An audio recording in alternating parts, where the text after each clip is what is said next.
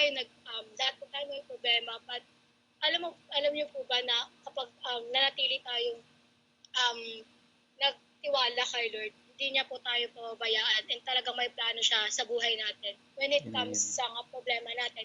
And ganun din po sa akin kasi po nakilala ko si Lord, di ba nga po, nagkaroon ng salvation, ganun po. And talagang grabe yung pagbabago sa buhay ko, hindi lang po sa buhay ko, within the family ko po. And before and after, grabe yung challenging po na parang before hindi ko kaya, pero ngayon parang kinakaya ko po. Eh talaga dapat magpatuloy po tayo maglingkod kay Lord and talagang alam mo po na hindi tayo perfectong tao na nagkakasala talaga po tayo, but with what it comes to magre-repent tayo and seeking kay Lord po, talagang natutuwa na siya po. Sabi nga po, di ba, kapag na-share tayong gospel,